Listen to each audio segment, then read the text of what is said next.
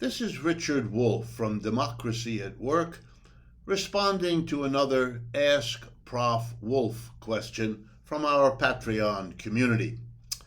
And this one comes from the self-identified member of our community, Me Talking 1417. So let me respond because the question is very important.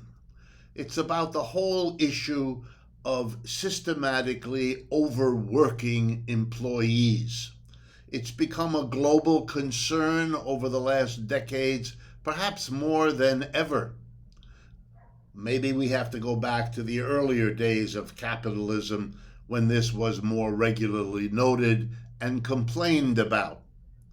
We have societies, Japan, China, elsewhere, where workers have protested bitterly about this, where we can see suicides and all kinds of other afflictions flowing from those capitalists who work their employees literally often to death.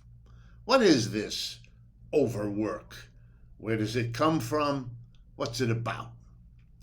Well, it comes from the logic of capitalism, and it's very simple.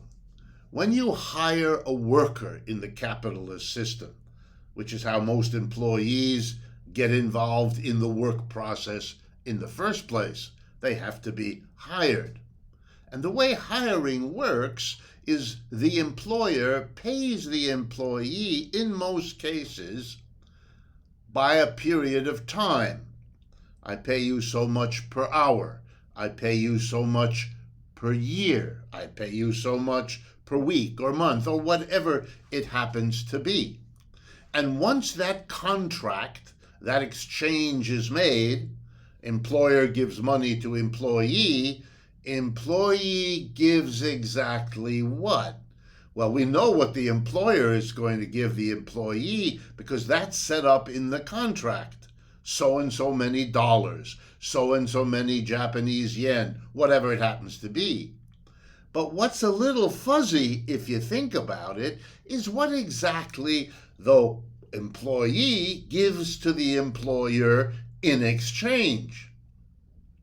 Work, labor, effort, that's what the employer buys over a particular period of time, from which it follows very logically that the harder and more intensive you can work your employee, the better off you'll be as an employer. You know what you're going to have to pay him or her at the end of the week, month, year, whatever it is. But now you want to get the most you can from what you've paid for and purchased. You want more things produced, more labor achieved, more output. So the very logic of capitalism drives the employer to drive the employee. And employers in that situation constantly do something called overwork. We have words like relentless, speed up, exploit. I mean, the language is full of the rich images of employers driving their works to distraction. Now, let me point out that this is often a one-way road to destruction for capitalism itself, because what you quickly see is something simple again. In the short run, the capitalist makes the most money possible by squeezing this worker for more work, speeding it up, intensifying it, shortening the bathroom breaks, all of it. But in the long run, you exhaust the worker. You make the worker more prone to illness. You make the worker more prone to look for escapes in alcoholism or 100 other ways to lessen the pressure, to take off the pressure.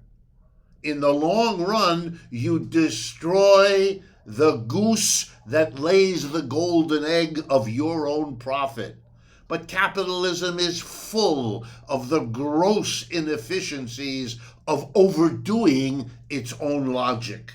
Capitalism, as its critics have always said, is self-destructive, and we have lots of examples. Capitalists didn't pay attention to the natural environment, wrecked it, and now have excess costs that threaten the system itself.